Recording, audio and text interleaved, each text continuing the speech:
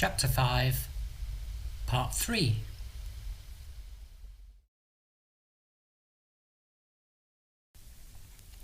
"Come on, guys," Sebastian shouted from the bridge. The gang had been lagging behind, talking for ages, and hadn't realised that Sebastian was on the bridge waiting. They shouted their apologies and hurried towards him. It was a strange, comical sort of bridge. It curved upward sharply.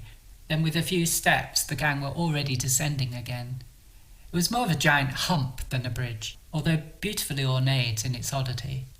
The surface of the bridge was muddy and needed resurfacing. There were tufts of wild, coarse grass growing on either side of its black railings, and puddles of water. The bridge crossed the smaller stream that ran parallel to the lake, the bridge that they had first crossed further down by the boathouse. There were trees and shrubs on the far side, and a low grassy bank on its near side. This was for the sheep and the geese to have access to clear drinking water, if they could master its low but fairly steep cliff-like bank. The mansion house was looking like a dollhouse in the distance, and begged to be painted in pastels. To the right ran the path back towards campus, and ahead stretched the long, wide Damhead Bridge with its stone gravel path and its wide grassy edging that ran along the left side. The first thing to notice, once over the dam, was the sudden change in light. The trees were much larger here and were growing closer together on this side of the lake. This was where the woodland began. "What's this?" asked Stella, finding an iron door bolted shut on the side of a large rock. "It looks like some kind of well," said Kip, peering inside. "Look at this," Sebastian said, noticing a stone owl nesting above the door. He let Kip climb on his shoulders to take a closer look. "It's loose," Kip said. "This could fall on someone's head in a gale-force wind." "That's some kind of warning, I guess," said Sebastian. "Not to go inside, I mean." Kip jumped down. "Is that why they keep it locked?" asked Spike.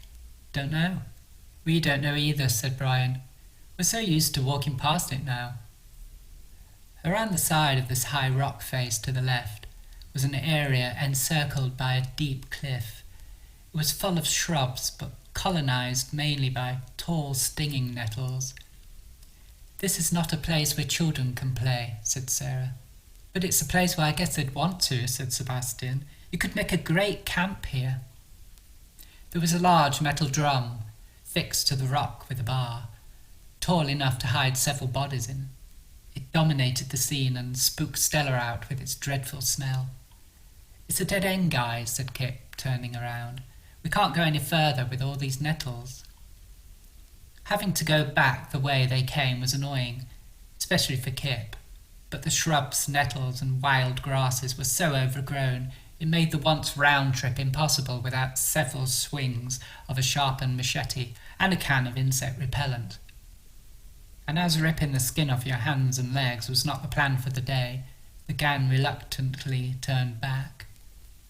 Back on the path and turning left, the lake was now on the right-hand side, with the woodland stretching out ahead. Above were little bird boxes hung in the trees, mounted high on the thicker trunks like Austrian ski chalets. Spike counted up to 9 boxes as he searched the trees. "Bats," he said excitedly. "Where?" Kip asked, looking around.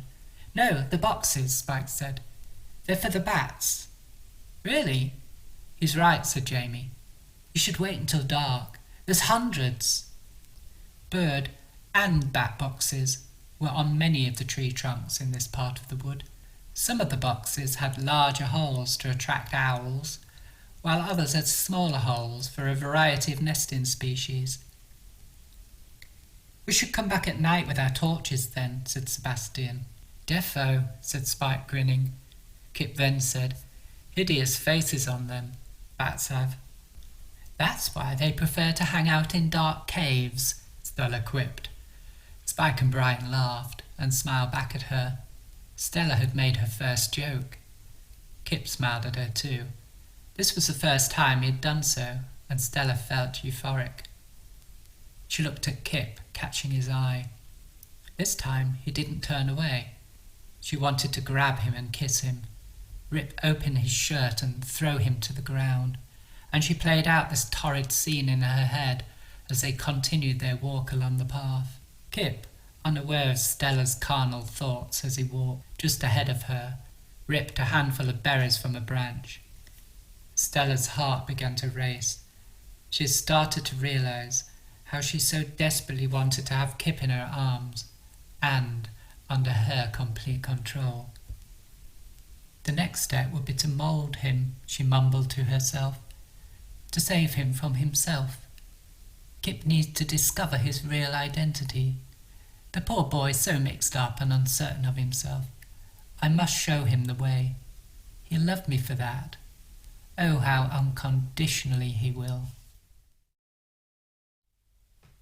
End of chapter 5.